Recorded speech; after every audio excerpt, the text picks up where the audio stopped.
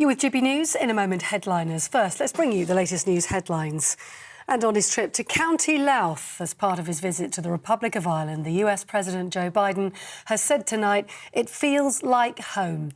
Mr Biden's great-grandfather, James Finnegan, was born in County Louth, and earlier crowds of well-wishers braved the rainy weather under umbrellas to watch his motorcade sweep in. He toured Carlingford Castle earlier before moving on to Dundalk. And earlier than that, speaking in Northern Ireland today, President Biden spoke about the significance of the Good Friday Agreement and he praised the Windsor Framework. Sometimes, especially when the distance of history, we forget how hard-earned, how astounding that peace was at the moment. It shifted the political gravity in our world. There were no guarantees that the deal on paper would hold, no guarantees that it would be able to deliver the progress we celebrate today. It took long, hard years of work to get to this place. It took a people willing to come together in good faith and to risk boldly for the future. Joe Biden speaking at Ulster University earlier on today. Now, in other news, the BMA has formally asked the government to enter talks facilitated by the conciliation service ACAS to help end the junior doctors' pay dispute. It comes after thousands of junior doctors in England walked out for the second of 4 days of industrial action. Downing Street have refused to negotiate unless the BMA abandons demands for a 35% pay rise. A 74-year-old man has been extradited from Pakistan and charged with the murder of a female police officer over 17 years ago. 38-year-old WPC Sharon Beshanivsky was shot while responding to a robbery in Bradford in 2005. Pirandita Khan was arrested by police in Pakistan early this year following a joint operation with the National Crime Agency. He's also been charged with robbery and 2 counts of possession of a firearm with intent to endanger life. He's due to appear in court tomorrow. A major air and sea rescue operation has been conducted tonight off Brighton Beach after a woman was believed to have been swept out to sea as Storm Noah was in the UK. Police in Brighton are carrying out a search and rescue operation as heavy rain and 75-mile-an-hour winds continue. Meanwhile, hundreds of properties have been left without power and several rail services have reported delays and cancellations. You're up to date on TV, online, DAB+ radio and on the TuneIn app. This is GB News, the People's Channel. Time now for headliners.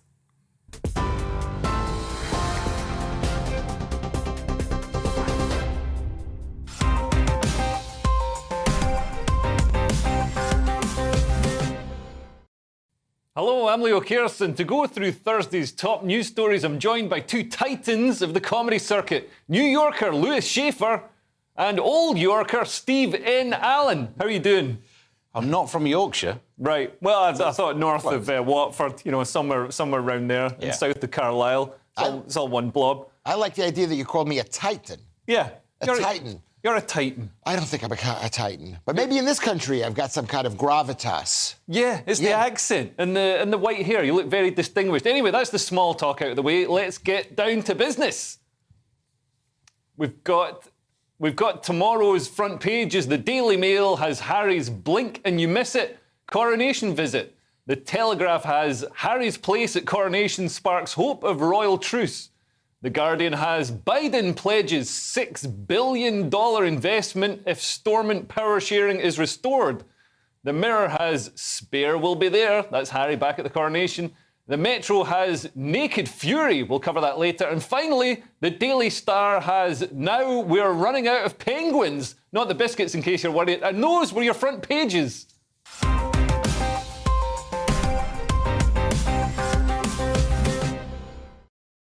Let's have a closer look at those front pages. We begin with The Guardian, Lewis. Well, this is Joe Biden. He's visiting Northern Ireland, and he pledges $6 billion investment in Stormont power if Stormont power sharing is restored. Yeah. Where is he getting the money? Joe Biden is unbelievable. It's like that old story. They say $1 billion here, $1 billion there. After a while, you're talking about real money. This guy just spends unbelievable amounts of money. Well, yeah, I wouldn't worry about where he's getting it from. I mean, Yeah. he's the president of America. He can get $6 billion if he wants to. And also, Yeah. I mean, it's not just going to be an investment. He's going to get a return on the money. Yeah. Well, it's like, that's another question. How does he get people to invest? Does America have any investments? Do they have any businesses? No. It's a private... You seem very concerned about his actual financial situation rather than what the deal could mean. Well, it's two things. One is he giving the money directly, $6 billion, or is other companies coming in to give the money, right? What are these other companies? Does he have any control? It's America. It's a political statement. The money will never arrive. We know that. But I mean, Steve, this is ramifications for the DUP installment, which it's been on hold for a while now. Yeah, it's like the second phase of it being on hold, and we don't seem to be having any progress. So if dangling this rather juicy carrot actually leads to actual power sharing, it feels like it's a good... I suppose because we're sitting here thinking it's not my tax money that's being wasted, whereas Lou's a bit upset about it. But America can simply just owe more money to more people and not pay it. That's what they tend to do, isn't it? And or just print some more off, so that's absolutely... Right, and that's what's going to happen. By the time the $6 billion comes in, there's going to be such inflation, it's going to be basically, a couple of $100 million. And because the dollar will be worth so next to nothing. Right. Okay. Anyway, next up, we've got the Telegraph, Steve.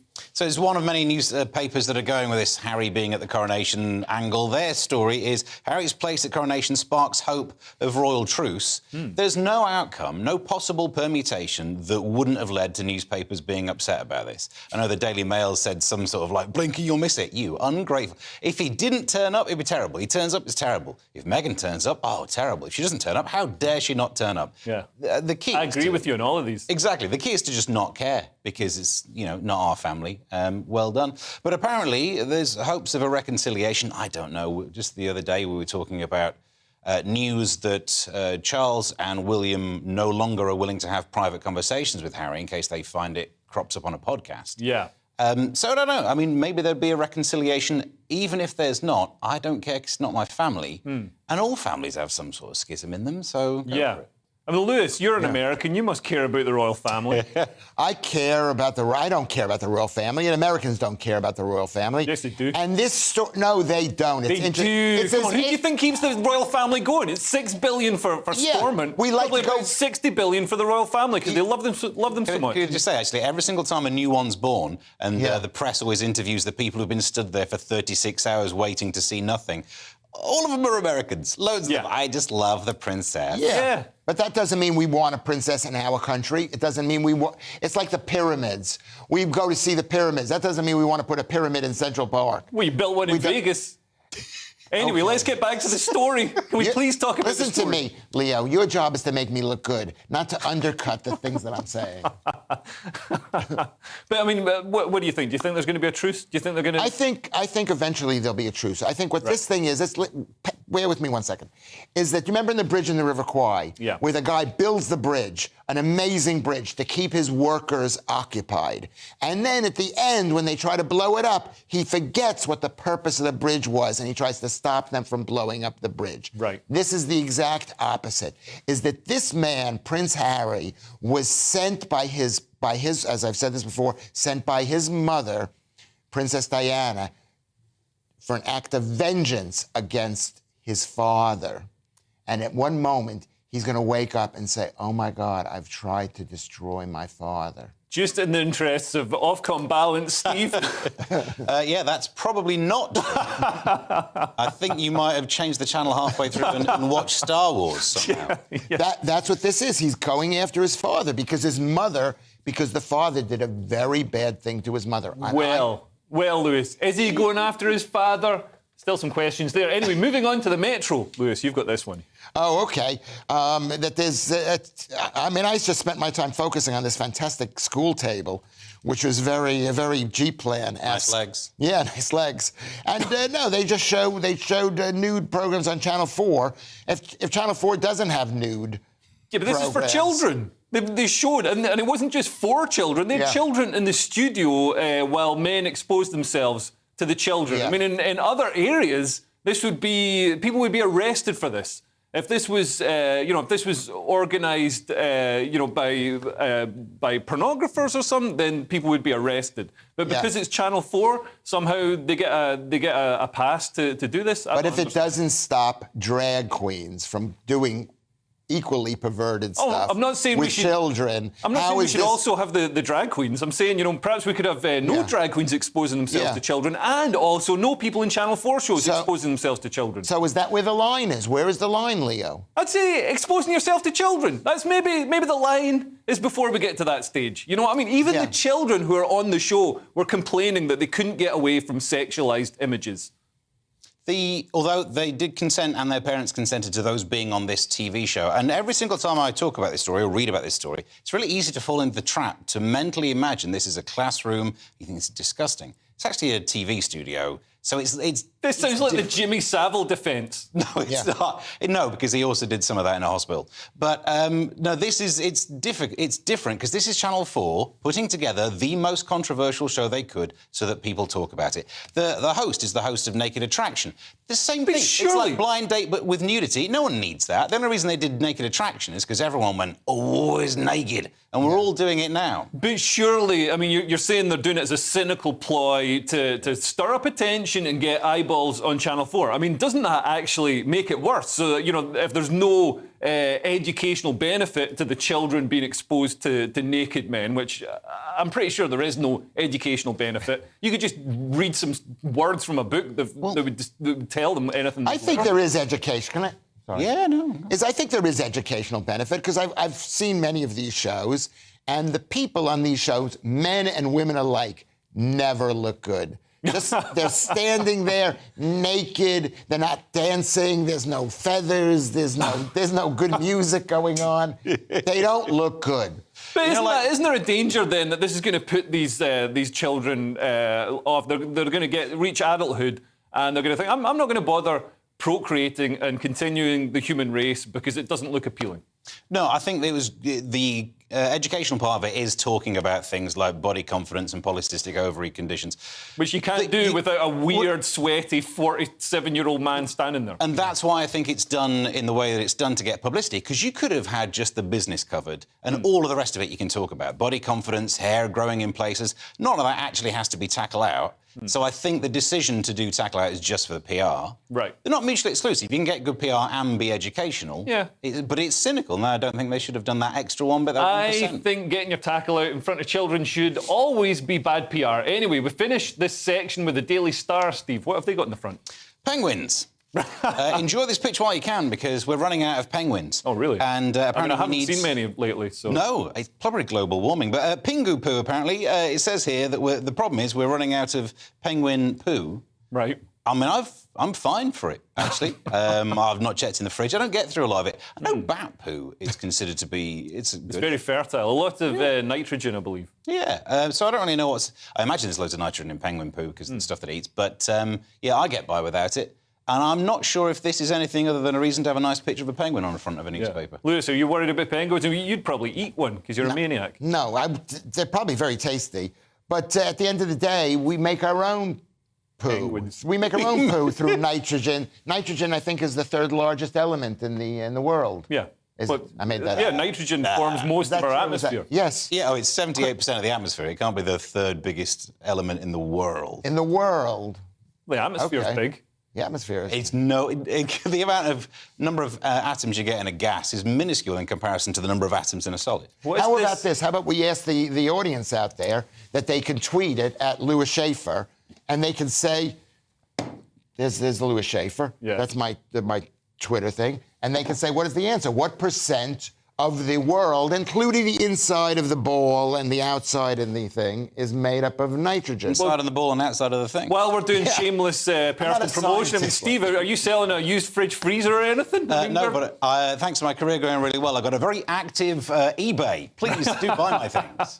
Anyway, that's it for this section. Coming up, we've got Joe Biden winding up the British, Elon Musk winding up the BBC, and the SNP winding up in trouble. See you in a couple of minutes.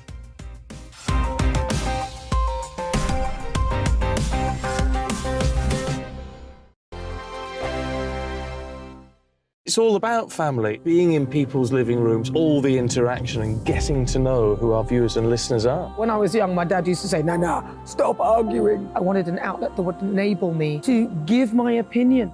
People are going through a really hard time right now, and I know that you don't feel like you're being listened to by the establishment. I came to GB News because it's the People's Channel, and I want the audience to have their say on the events of the day. We're dynamic. We do something different. Democracy shows that the wisdom of the nation is in its people. I get to travel to find out what the story is from a personal perspective. The British people aren't fools. We know when we're not being told the full story. We've got to work out how Britain moves forward from this. It's the best country in the world. The establishment had their chance. Now we're here to represent your views. Britain's watching. Britain's watching. Britain's watching. We're proud to be GB News. The People's Channel. Britain's news channel. Hello, I'm Michelle Dewberry, and you can join me every weekday 6 till 7 on Jubes and Kerr. You're an inspiration to us all. Clip that bit up. Well, you are. That's my ringtone. My political ambitions are, those days are gone, I can tell you. She's only teasing. Go on. He's probably going to want to lay down now. I'll give him 2 minutes to have one. Let's respectfully disagree. That's what we like on Jubes and Kerr. Come and join us. GB News, the People's Channel. Michelle Dewberry, weekday evenings at 6 o'clock. Start the day with GB News. We catch up on all the big stories you didn't hear the night before. And take a look at what the world's talking about this morning. That's right, Monday to Thursdays from 6 o'clock. It's Breakfast with Eamon and Isabel. Straight after breakfast, join us, Bev Turner and Andrew Pearce. We're going to take you through till noon. We'll be tackling the big topics of the day, including the things that the other channels just won't talk about. If it's happening here. Wake up to mornings on GB News, the People's Channel. Britain's news channel. I'm Simon Evans. Join me on GB News for Headliners at 11 p.m. What's the scoop? I'll be joined by 2 of the country's top comedians. That's right. As we take a look at tomorrow's newspapers tonight. We're going to get into trouble. If it's a big story, we'll be covering it. Spill some tea on him. There we go. But we'll also have some fun. I wouldn't stick up a bank. My father didn't love me. So anyway, Headliners every night from 11 on GB News, the People's Channel, Britain's news channel. We've got a brand new lineup every Saturday night on GB News. From 6 p.m, I'll give you my unique take on the world today. Then at 7, it's me, Calvin Robinson, with my Common Sense Crusade. New to GB News is the Saturday 5. 5 times the opinion. Join us every Saturday from 8 p.m. as we debate the week's stories. With us 4, plus a special guest. And at 9, of course, it's Mark Dolan Tonight. Brand new Saturday nights on GB News, Britain's news channel.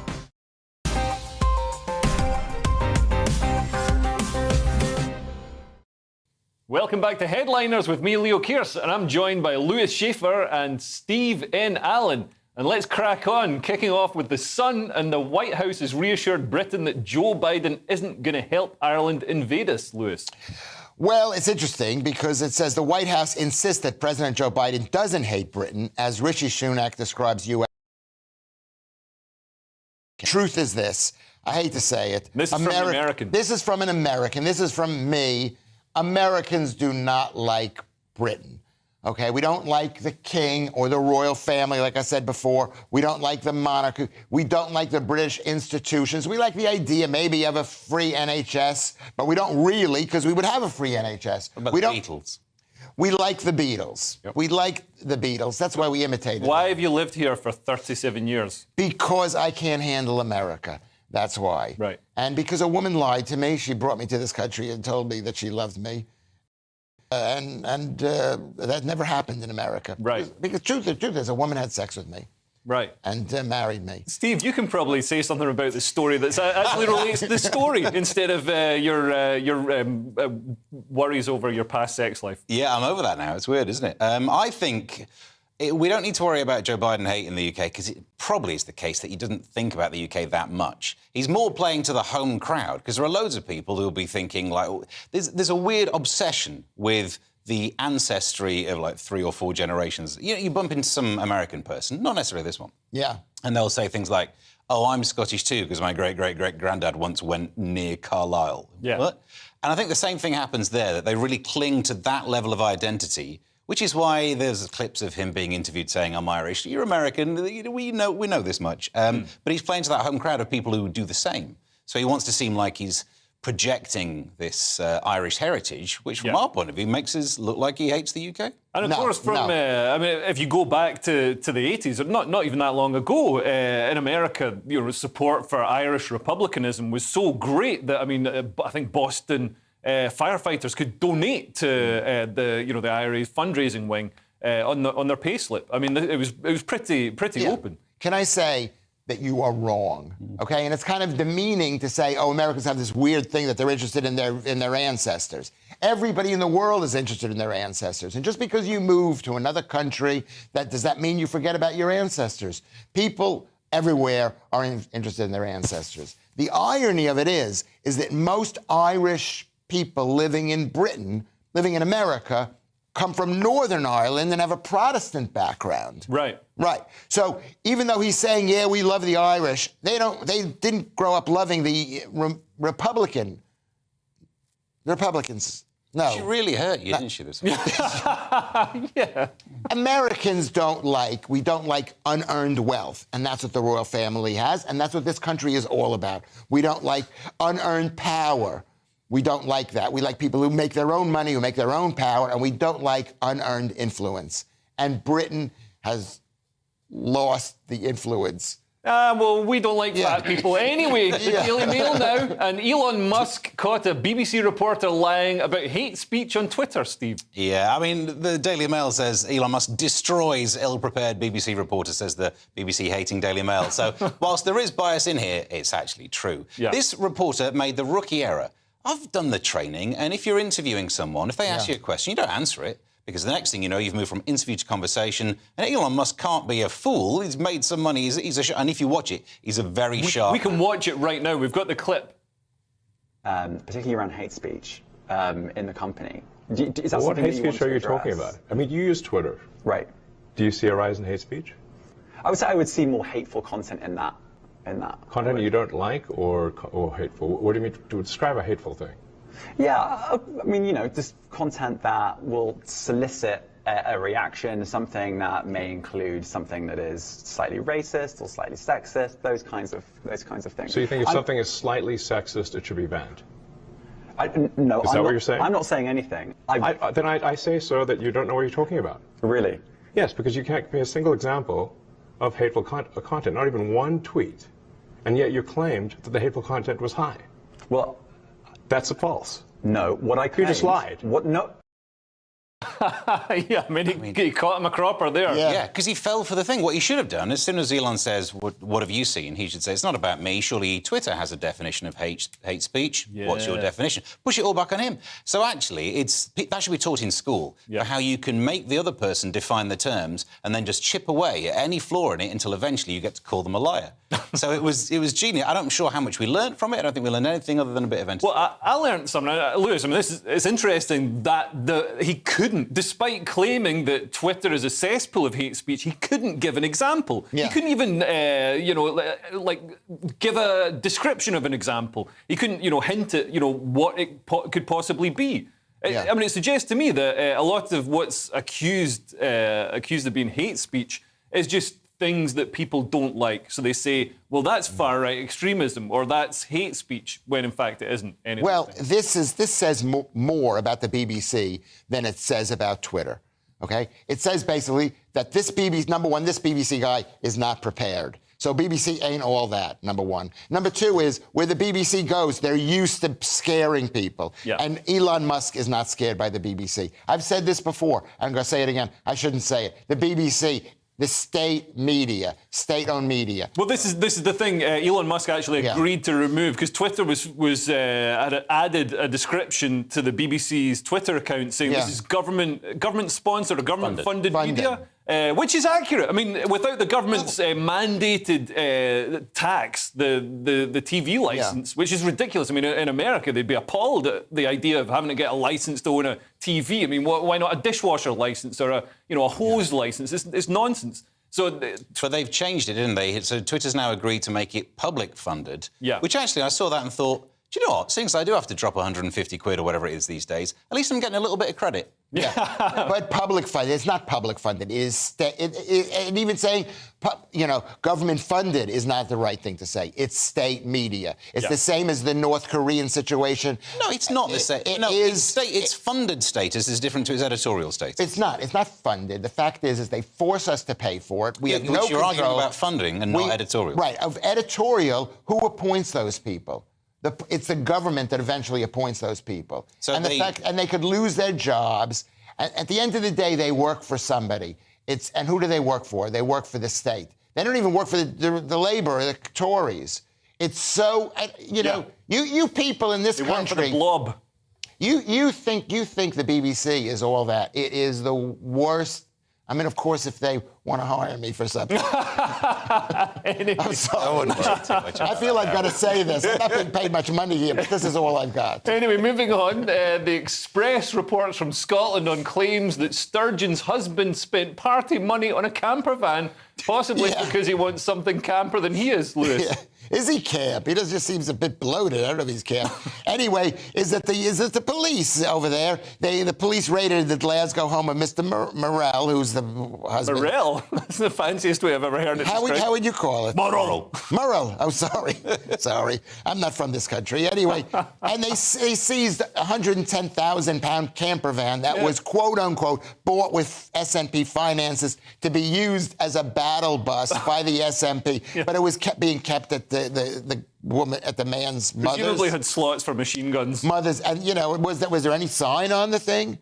Was there any sign that said this is our battle box? How come nobody knew about this business? You would think that somebody would know about it, well, right? Somebody did find out about it, apparently, and that's why, there's this investigation happening. And there's at least one vehicle, so we don't know if this is the only vehicle that was bought with party fund. Or so how come they didn't know about this beforehand?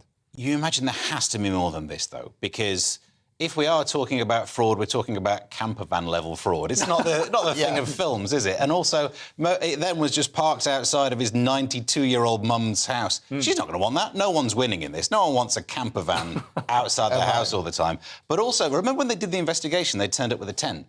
You don't dig in a garden for a camper van.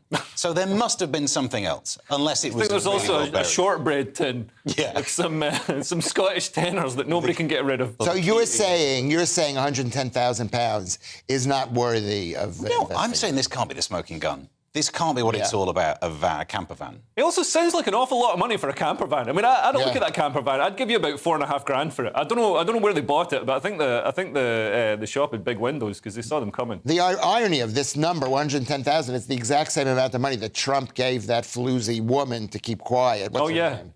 It's in dollars, $110,000. Stormy Daniels. Yeah, and that didn't work. That didn't work either. No. That all came out in the wash. So yeah, we could possibly see some more revelations coming from this. I'm going to enjoy it. The Scottish version of Imelda Marcos. Anyway, The Guardian stays with the SNP, and Sturgeon's replacement, Hamza Yousaf, is going to war with Westminster over the unpopular gender legislation that brought Sturgeon down, Steve. Yeah, so the UK government used its Section 35, which I think is in Star Trek. They're the ones who don't report to Starfleet. That's a niche reference that everyone needs to know about. And I think this is more about the battle with Westminster.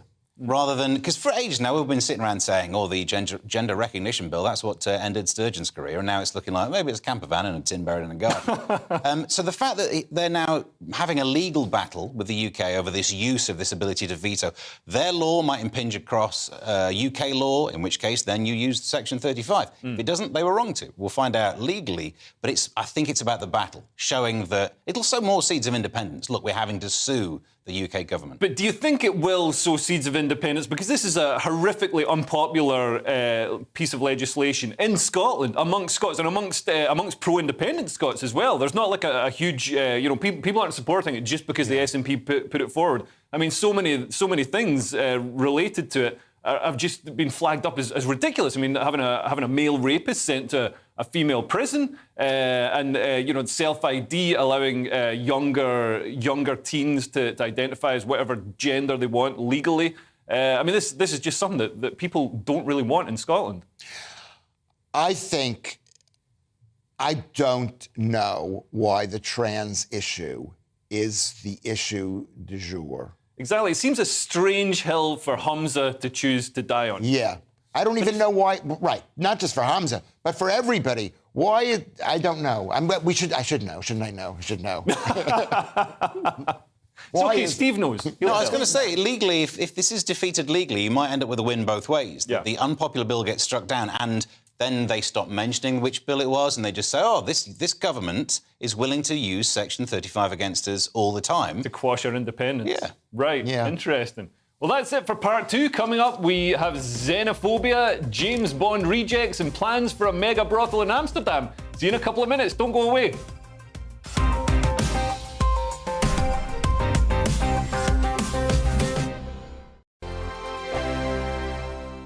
I joined GB News because I was sick and tired of not hearing my views being represented, not just mine, but so many people that I knew and spoke to. I just couldn't get my voice out there. I couldn't say anything. I couldn't do anything. Whatever the narrative was, I kind of had to follow it. GB News is there to provide a voice for those who have been ignored by the establishment media. We think different things, we've got a different style. GB News is here to be optimistic and positive about the future. It's real kind of dynamic and flowing, with the audience very much at the heart of it, like a big family. Here at GB News, we talk about the things that matter to you. Hearing the voices from right across our towns and cities, especially our towns. All sides of the argument represented with a heavy dose of opinion. We're on a mission here to make a difference. And the GB News family really is here for you, and whatever time of day you can watch or listen. Britain's watching. Britain's watching. We're proud to be GB News. The People's Channel. Britain's news channel.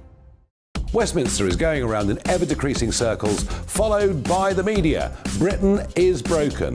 How on earth did we get into this mess? But more importantly, how do we get out of it?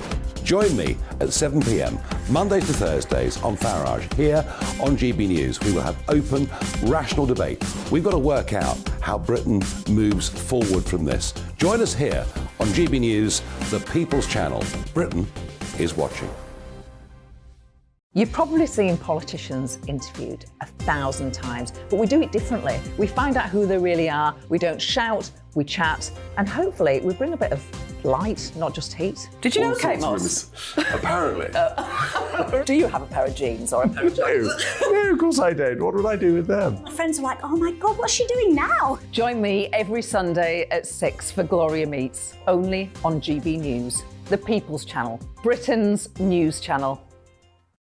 I'm Jacob Rees-Mogg, the Member of Parliament for North East Somerset and a former government minister. For years, I've walked the corridors of power in both Westminster and the City of London. We need to have the arguments, the discussions on how we make it better. Crop failures, famine, war, suffering on a scale completely unimaginable. We are putting the cart before the horse. As Charles I said at the scaffold, he was the true defender of liberty. Yeah, I've completely derailed the conversation. Join me Monday to Thursday at 8 p.m. on GB News, Britain's news channel. I'm Mark White. As GB News Home and Security Editor, I cover those key issues that are so important to you. Our authorities, our communities doing all they can to combat violent crime. With the public services under unbearable strain, why are we still failing to control our borders? Defence, the first priority of any government, has been continually hollowed out. Can we trust our politicians to protect the armed forces? Join me, Mark White, on GB News.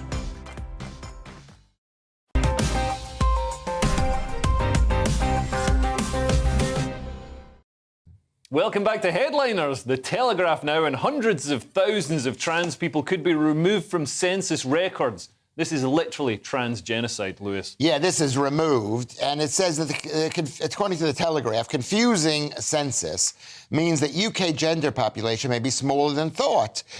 According to the Office of National Statistics, who were so spot on when it came to the COVID situation, meaning they didn't. They said that there were 262,000 people who identified as transgender in England and Wales who are over 16 years old. That's 0.5%. That's like 0.5%.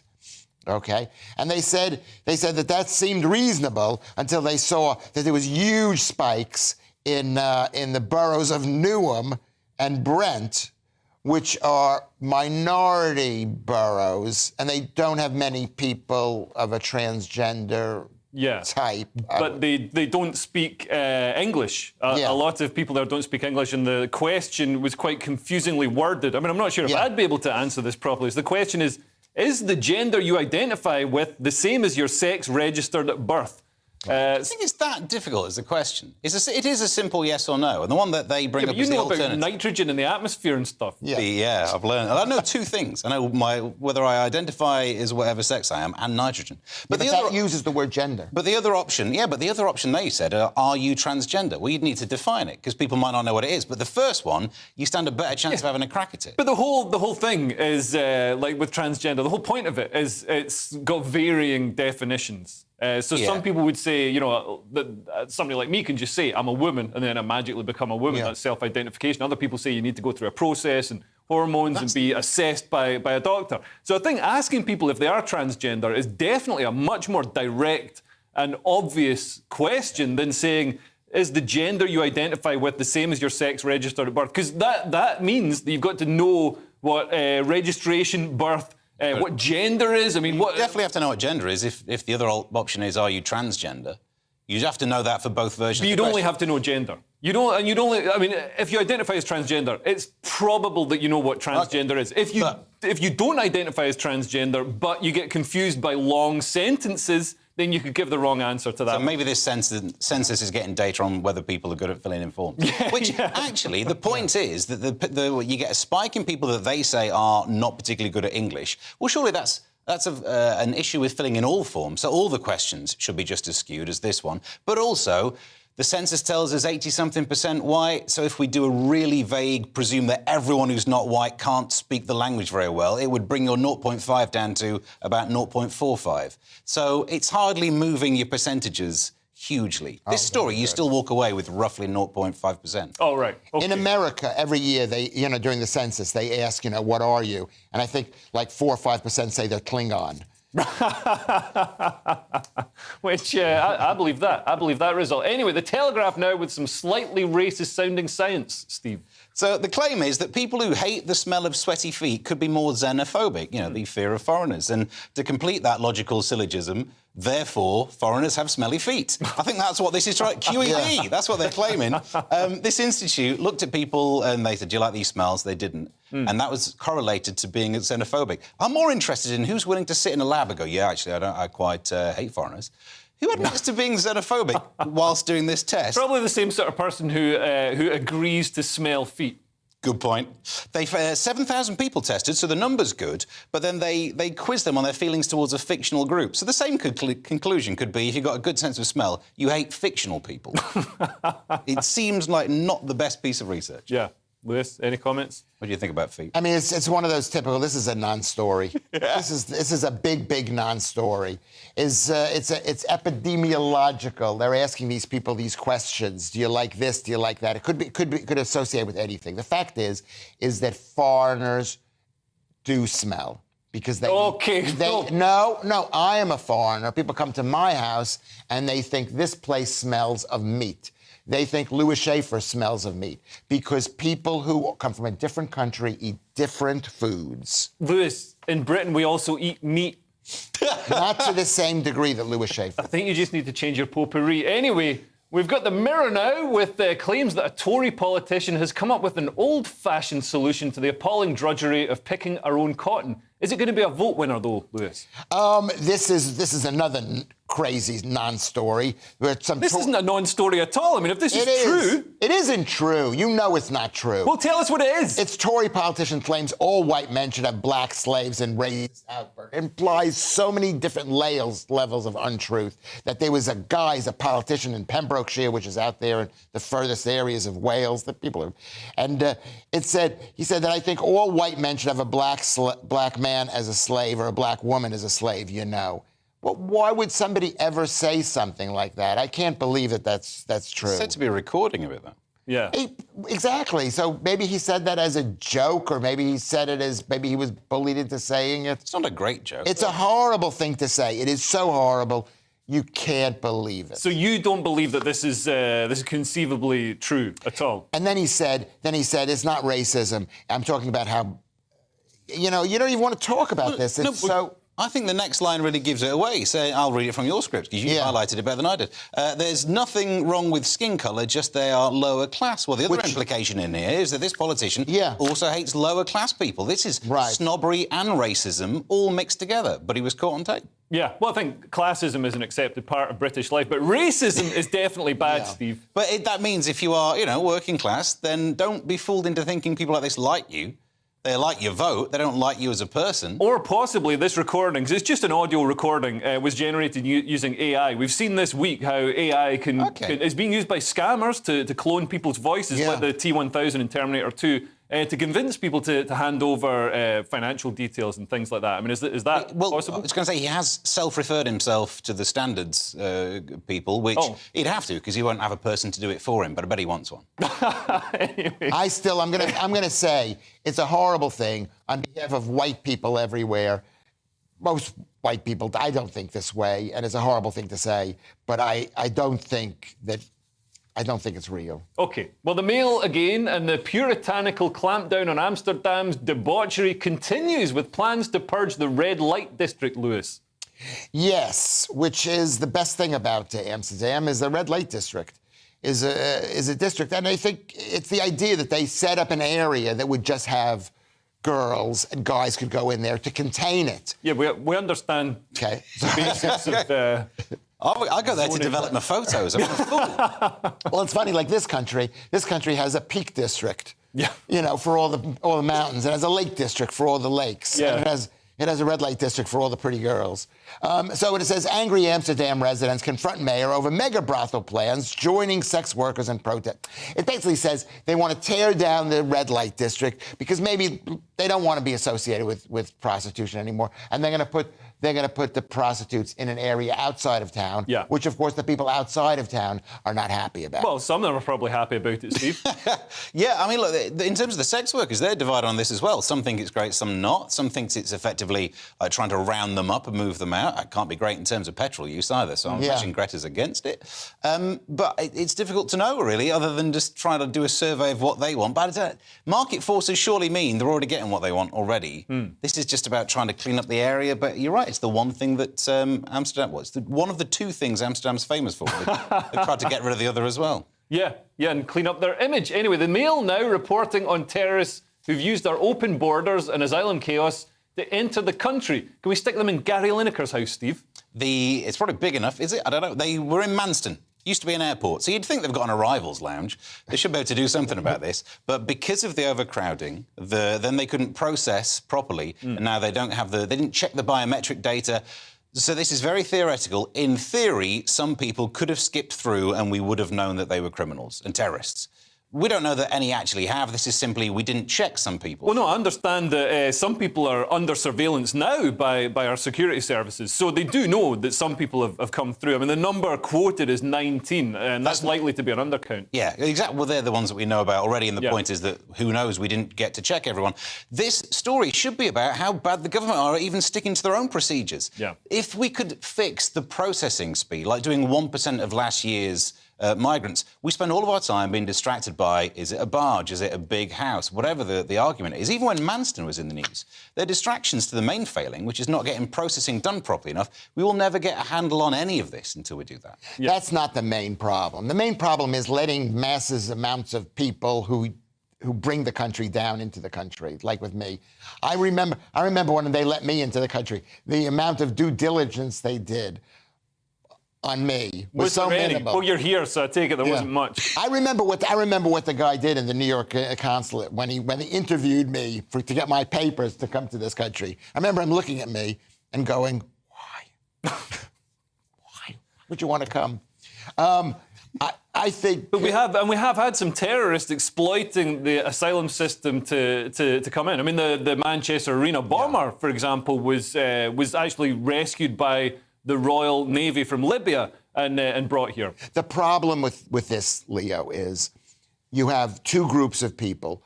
One who care about getting terrorists caught and keeping them out of the country, and the other who are thinking, what is the greater good? Yes, it's okay if we let a couple of terrorists in, but most of the people are good people, and we can't risk stopping good people from coming into the country.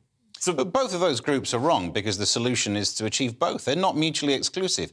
You could check biometric... The story is that they failed to check biometric data. So we've got the data. You could measure these biometrics. We didn't because the processing didn't happen. Because Manston was overcrowded, there's outbreaks of... I can't remember, what was the outbreak?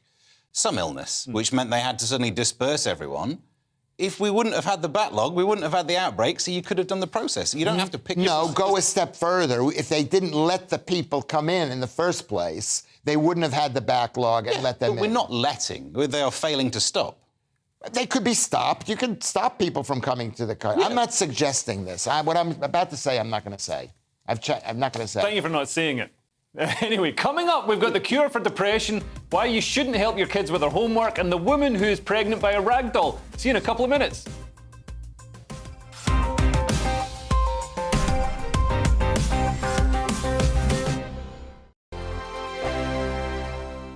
Monday to Thursday nights on GB News. At 6, it's Dubes & Co. 7 o'clock, Farage. At 8, join Jacob Rees-Mogg. And at 9, Dan Wootton Tonight, followed by Headliners. On TV, radio and online. This is GB News.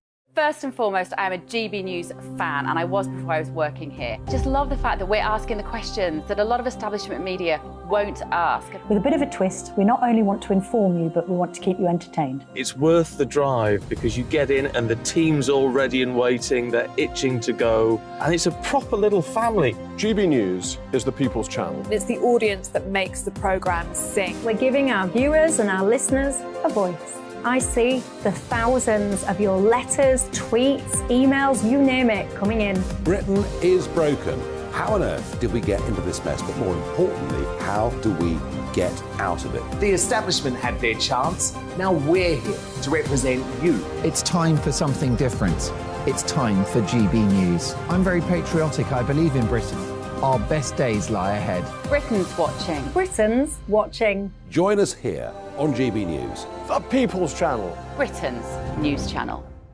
Join me, Patrick Christie's, Monday to Friday, 3 till 6. We tackle the day's news agenda like you've never seen before. It's high tempo, high octane, the most controversial topics, and the best guests. You will not be able to take your eyes and ears off it. I'm not afraid to ask the questions that you really want answered. 3 till 6 p.m, Monday to Friday on GB News, the People's Channel, Britain's news channel. GB News has its own late-night paper preview show, Headliners, where comedians take you through the next day's top news stories. You don't have to bother reading the newspaper, we've got it covered for you. Headliners, every night at 11 p.m, and repeated every morning at 5 a.m. We won't send you to sleep like some of the other paper review shows out there. GB News, the People's Channel, Britain's news channel.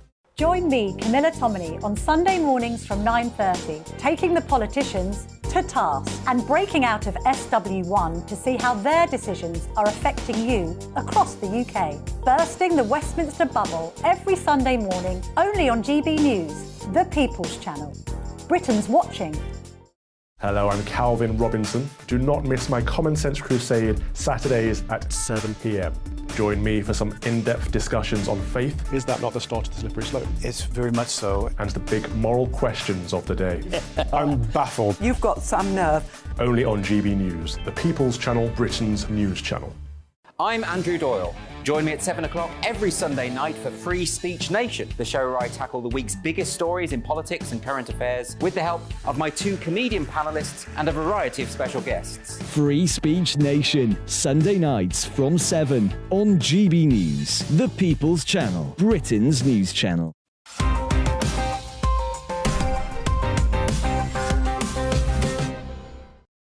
Welcome back to Headliners, The Express now, and good news for Nicola Sturgeon. Someone said she was a great leader, but some bad news as well. It's a transgender paedophile. Lewis. Yeah, well, don't look at me. Anyway, transgender paedophile hails Sturgeon as a great First Minister who will be missed. So this woman, who's a man, her name is, her girl name is Aliana McKenna. Her boy name was Katie Delatowski. I think Katie Delatowski is the... Katie is generally a girl's name. Yeah, but why would you pick Delatowski?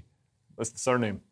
Anyway, the point... No, but it doesn't... Please tell us the story, Lewis. The story is he's a guy, he was put in prison, he was doing bad things to young girls, I mean, like proper young girls, And he said, I will miss Nicola Sturgeon. It's a shame she's leaving. So with that kind of praise, it's a horrible amount of praise. And he said, don't worry about me, he said, this guy who's been in jail for years for doing bad things to young women, young girls, not even young women, girls. He says, I know I'm not a threat to anyone. If you don't feel safe, don't use the public bathrooms. That's immensely reassuring. I mean, surely one of the issues here is that this transgender paedophile was sent to a women's prison, and that's why they're grateful to Nicola Sturgeon. Yeah, I suppose. I mean, I think this debate always ends up being... Both sides of this debate thinks that the other side is entirely populated by the worst extreme of it. So not everyone is, on the trans right side of it, a rapist pretending. So it's very easy. That's a complete straw man. It's a nonsense to say that anybody... The other side of it. Yeah, and then the other side, the trans rights that presume that everyone who is gender critical is some hate-filled tweeter. They're not. No, I am. But you might be, but the point is that they're not. So actually, we could find two groups that could discuss and work out where there needs to be movement, because both sides become intransigent. But I was going to go on to say, when you're getting your compliments from this person, actually, all bets are off. It's not a vote of confidence, is it? Yeah. Yeah, and I think, this idea that people are focusing on this because they hate trans people is ridiculous. Nobody I know has got an issue with transgender people or drag queens or anything like that. We just don't want male rapists in women's prisons. We don't want biological females in women's sports where they can hurt women. And we don't want drag queens going into schools and indoctrinating children into gender ideology. And this would be a place where surely we could start to have agreement, because the people who are trans rights people, surely the majority of them, also don't want rapists in women's prisons. So let's start that as the seed to hopefully, hopefully grow some understanding. I don't think... But then why are the gender ideologists bringing through legislation that allows male rapists into women's prisons? Yeah, and that's why that discussion needs to be had, because it was a clear flaw in the legislation that should have been possible to talk about it without the argument turning into a war. Because there is a normal discussion to be had there that goes, oh, actually, no, I see your point. What can we do to close this loophole? No, Steve, you're wrong. You're wrong. There's no discussion in this thing. Both sides, and there are now two sides, see it from totally different points of view. And this is the thing we on this station don't focus enough on, which is there's an actual valid reason why trans people need to be treated with love and care. And this is a love and caring issue. And when we use... I don't think it is a love and caring issue when we're talking about biological males going into women's prisons. Yeah. So that's not a biological... that's not a man who needs love. That's a criminal. But you're assuming that it always turns out badly. No, or that it turns out badly enough times. I'm saying if it turns out badly once, that's enough not to send biological males into women's prisons. But what we're moving on to the next story. We've got the Daily Mail now, and the solution to your crippling depression could be walking into the freezing cold sea, Steve. I might join you. Yeah, at this rate, yeah. There's a 30-year-old guy who's cured his depression by taking icy dips. No, thanks. I'll have the depression, please. So this Mitchell Bock from Wales is weaning himself off his tablets. I imagine that's because of all the shivering. Yeah. He can't open them without spilling his pills everywhere. But he said, when I first did it, I remember waking up without the usual feeling of dread. If it works, good. They do MRIs and they realise it changes the brain. If it's placebo, it doesn't matter. Fair play to you. If you found something that cures your depression, good luck to you. I would rather do the exercise or the pills or the staying warm. Let's pretend that staying warm is good for you. Yeah. Do you know what staying warm is good for you? And that makes this story so amazing is people out there are thinking that this is going to be a good thing to do. It's not. Freezing yourself is dangerous. It puts your body into a state of panic. It raises your white blood cells that eventually has to be replenished. White blood cells are good for you, though. They are good for you. A little bit, but what happens is if you continue to do this day after day, it weakens your body. This is this Wim Hof method, and it's so dangerous. You're putting your body in a state of panic.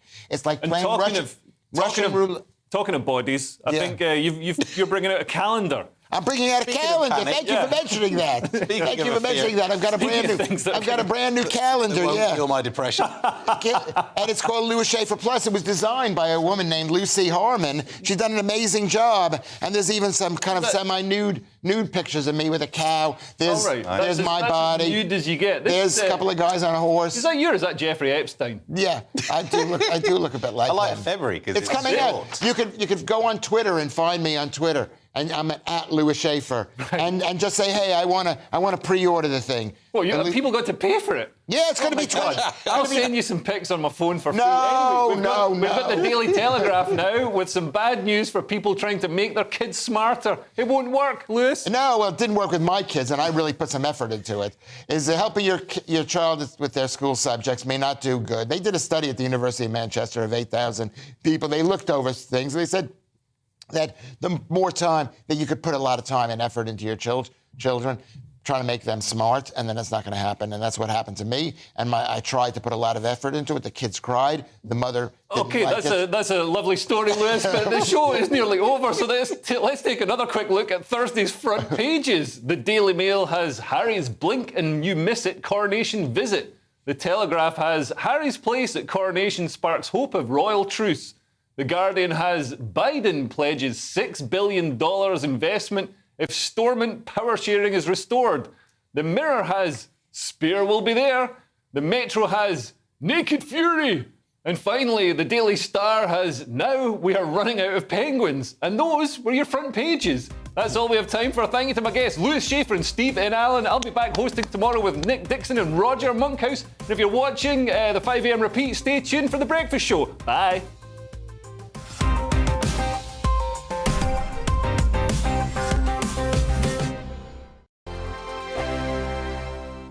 It's all about family, being in people's living rooms, all the interaction and getting to know who our viewers and listeners are. When I was young, my dad used to say, Nana, stop arguing. I wanted an outlet that would enable me to give my opinion.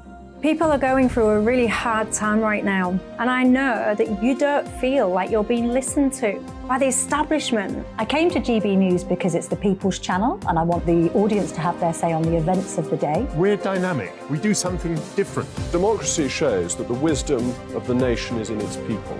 I get to travel to find out what the story is from a personal perspective. The British people aren't fools. We know when we're not being told the full story. We've got to work out how Britain moves forward from this.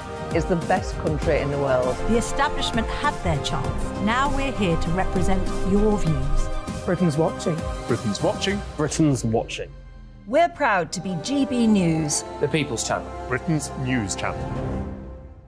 Hello, I'm Michelle Dewberry, and you can join me every weekday 6 till 7 on Jubes and Co. You're an inspiration to us all. Clip that bit up. Well, you are. That's my ringtone. My political ambitions those days are gone, I can tell you. She's only teasing. Go on. He's probably going to want to lay down now. I'll give him 2 minutes to have one. Let's respectfully disagree. That's what we like on Jubes and Co. Come and join us. GB News, the People's Channel.